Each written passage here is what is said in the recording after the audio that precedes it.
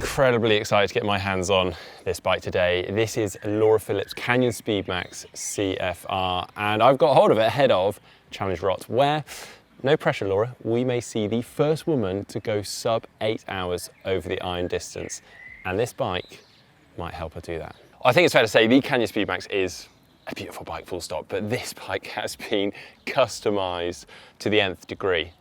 And also it's paintwork. I mean, check out, I like the simplicity of it, but also just check out the little details like the lightning bolt Kickass print onto the base bar, got the Kickass logo down the back there, and then check this one out, this is cool. So just on her spares compartment, if I slide this off, this is actually a sketch that Laura made herself, and then Canyon have found an artist to replicate that, and this has actually been done by hand onto there.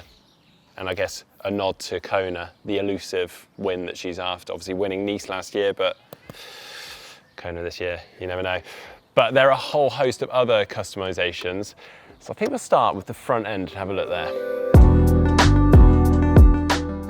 Well, there's actually a lot going on in the cockpit area. In fact, this is more or less exactly the same as the setup we saw on a bike ahead of the Ironman World Championships in Nice at the end of last year. So for that, Canyon created a custom one-piece aero bar, obviously fully shaped around Laura's arms. Between the arms, she has a computer mount, magnet for the straw, and this neat bracket with a raised mount for the bottle. This part I don't actually remember, but I quite like it, it's really cool. Ahead of Nice, given the course profile, they obviously looked to shave weight anywhere they could. So the riser stack has actually received a little extra pro treatment too. So they dumbed this down using titanium and less material, and then they have this plastic cover over it to maintain the aerodynamics and aesthetics. Interestingly, Canyon tell me that despite making lots of these one-off parts and prototypes for the pros, they still rigorously test these parts, apparently to 115% of European standards, and still they don't break. And then onto the base bar, and another thing we saw ahead of Nice were these really cool 3D printed ergonomic grips placed under the tape to give that little extra comfort and confidence. Moving down now onto the wheels, this is quite cool because these literally have been released this weekend from Swiss side. These are the Hadron 3 Ultimates. They've overhauled their whole range. They've actually increased the depth of them by 5 mil on all of their models. She's got the 850 on the front, and then she's got the disc wheel on the back. Interestingly about these is they've actually increased the internal rim width by about 2 millimeters to optimize their pairing with sort of slightly wider tyres. So she's actually got 28 mil on both front and rear.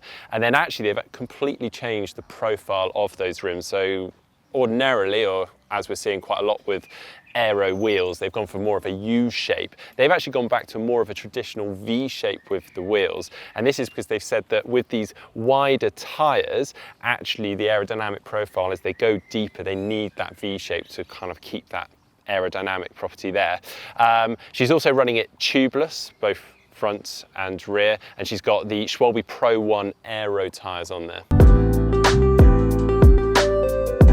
Jumping on now then to the chain set, because I think most of you already noticed this monster of a dinner plate.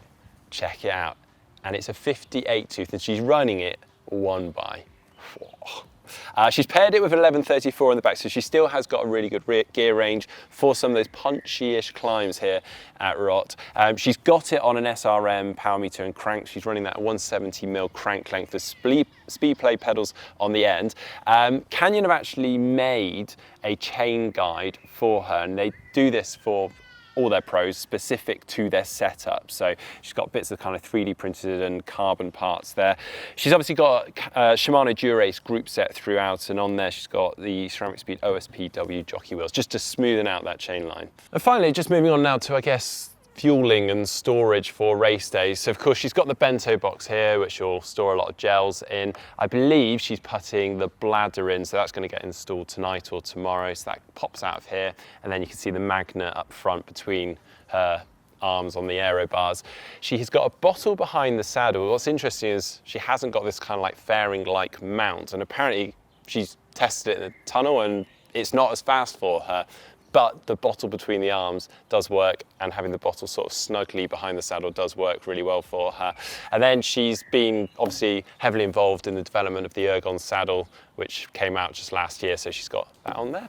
Well, what a bike. I could go up over this for hours. It's absolutely phenomenal. It's a beautiful bike, and I actually kind of love the simplicity of the design. And at first look, but then you start to look closer and you see all this extra detail on the insides of the forks and chainstays. It's really quite cool. Well, all I guess I can say is best of luck to Laura for Challenge Roth. We cannot wait to watch her out there and hopefully see history made. But yeah, I hope you guys have enjoyed today's video. If so, please give it a thumbs up, give it a like. Thank you to Laura and Canyon for loaning us her bike, and see you next time.